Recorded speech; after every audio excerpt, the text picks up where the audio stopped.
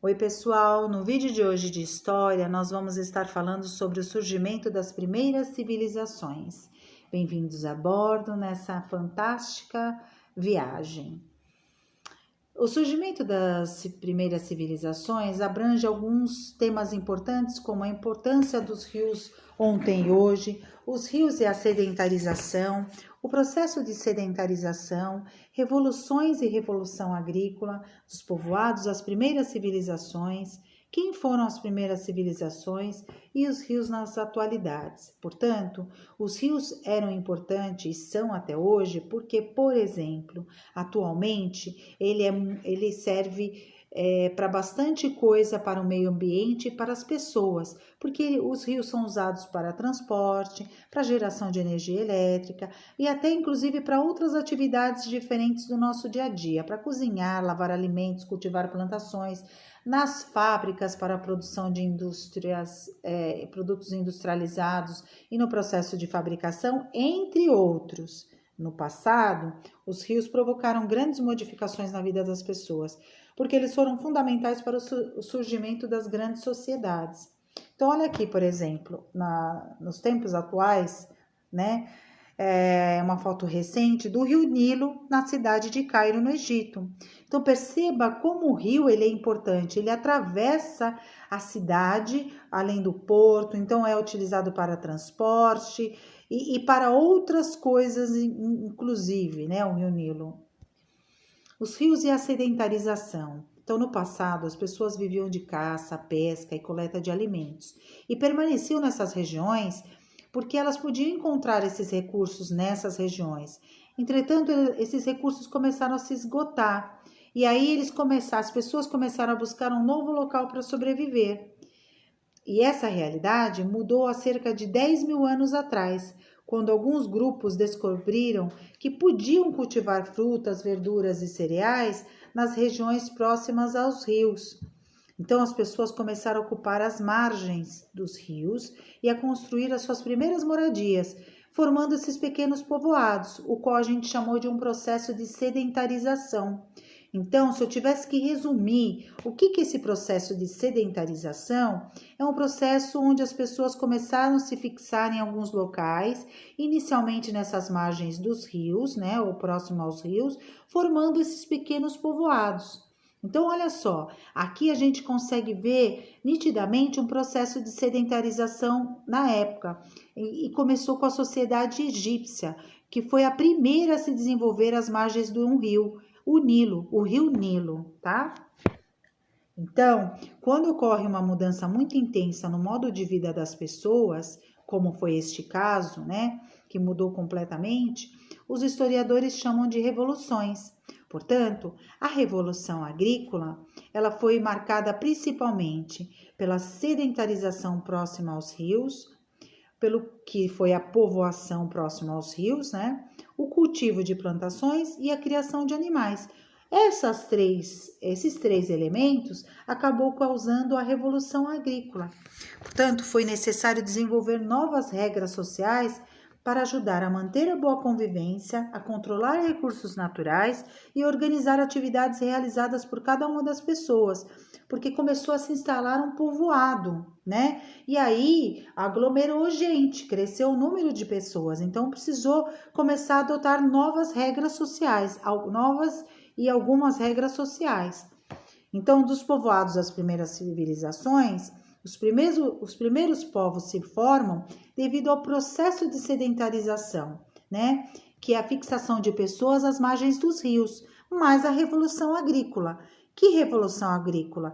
Isso que a gente acabou de falar, cultivo de plantações, criações de animais, né? E essa mudança no modo de vida, uma mudança intensa. Então, com a prática da agricultura mais a pecuária, as pessoas passaram a ter mais opções de alimentos para consumir. O número de pessoas que viviam nesses povoados começaram a aumentar. E para se organizar e melhorar a produtividade, as pessoas começaram a se dividir em grupos que realizavam atividades diferentes, para cada um começar a realizar uma atividade diferente e aquele povoado começar a se expandir. Então, organizar atividades realizadas para cada uma das pessoas foi muito importante. Porém, alguns grupos começaram a ser mais valorizados do que outros e ganhavam mais privilégios naquelas sociedades. Por exemplo, que grupos que começaram a ter privilégios? Os que cuidavam das plantações, das construções de obras públicas, das produções de roupa, ferramentas, criações de animais. Tinham também aqueles grupos que eram responsáveis pela segurança das terras, rituais religiosos, pela administração. Então, tudo isso contribuiu para o surgimento das primeiras cidades, né? Que foram construídas próximo aos grandes rios como o Tigre, o Eufrates, o Nilo, o Indo e o Amarelo. Então, teve o processo de sedentarização, porque começou a se fazer os povoados às margens dos rios, né? Com isso, o povoado, a população daquela região às margens dos rios, que é a sedentarização, começou a crescer. Cresceu também a parte da agricultura e a parte da pecuária. E com isso, o que aconteceu? Começaram-se a se organizar como grupo, dividir tarefas. E essas tarefas, esses grupos, não tinham os mesmos privilégios. Tinham grupos que tinham mais privilégios do que outros, né? E isso tudo contribuiu para o surgimento das primeiras cidades. Então, dos povoados das primeiras civilizações, como a gente pode ver aqui na imagem, foi construído as grandes cidades. E essas primeiras e grandes cidades, né? Essas primeiras cidades, por que elas foram construídas próximas aos grandes rios? Porque em determinadas épocas do ano, esses rios alagavam as áreas próximas a eles e tornavam essas terras férteis. Então, esses locais eram mais indicados para a prática da agricultura e da criação de animal, né? Porque a água, ela é uma fonte de vida, né? Como a gente já estudou já em ciências em outros vídeos. Então, as primeiras civilizações começaram a ter origem porque ao longo do tempo a população foi crescendo e novas cidades surgiram. Cada povo compartilhava das mesmas práticas, crenças, forma de se organizar e foram nascendo as primeiras civilizações, tá? As primeiras regiões ocupadas foram onde surgiram as primeiras civilizações, que foi a mesopotâmica, a civilização mesopotâmica, a egípcia, a indiana e a chinesa, como a gente pode ver aqui no mapa, tá? Mas a gente não pode esquecer e fazer um paralelo com os rios na atualidade, né? Então, quer dizer, desde as civilizações antigas, o rio faz parte do desenvolvimento de diferentes sociedades e ele é muito importante para milhões de pessoas devido às diferentes atividades.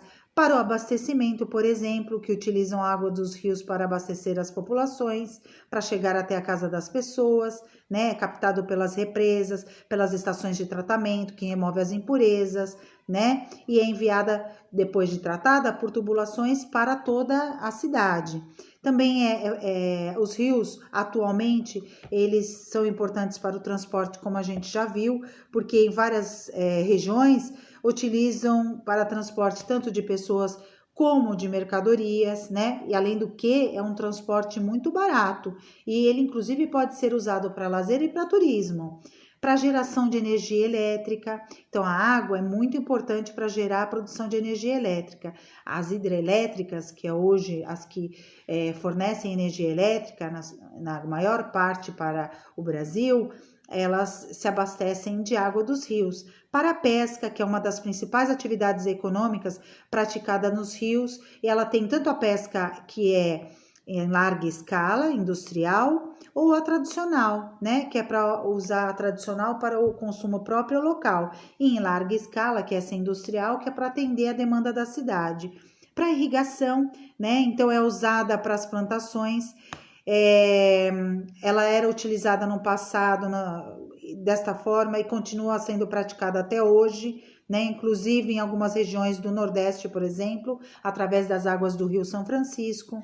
Então, se eu tivesse que fazer um resumo para vocês sobre as primeiras civilizações, ao ocupar as terras férteis às margens dos rios, os primeiros povoados puderam praticar a agricultura e a pecuária.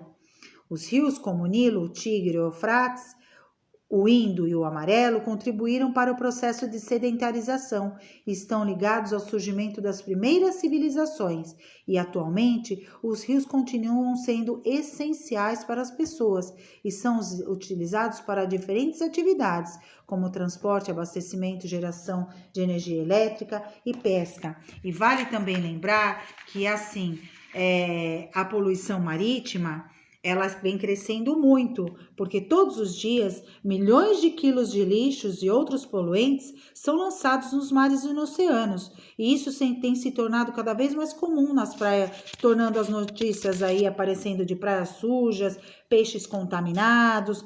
Então, segundo a ONU, por exemplo, cerca de 80% da poluição marinha vem das cidades e os rios são responsáveis por transportar esses resíduos.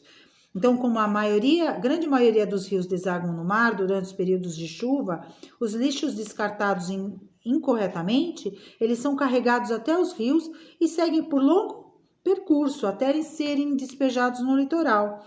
Toda essa poluição, além de contaminar as águas, torna as praias impróprias para o banho. Pode causar a morte de diversos animais marinhos, pode provocar um desequilíbrio no ecossistema, doenças e problemas de saúde às pessoas, né? Prejudicar a cadeia alimentar e o meio ambiente. Tá bom, pessoal? Então, os rios são muito importantes desde o início lá no passado, né? Tá bom? Não se esqueçam de deixar o seu like, de se inscrever no canal e se quiserem deixar alguma sugestão, eu agradeço desde já. Nosso endereço no Instagram segue aqui. Um abraço e até o próximo vídeo.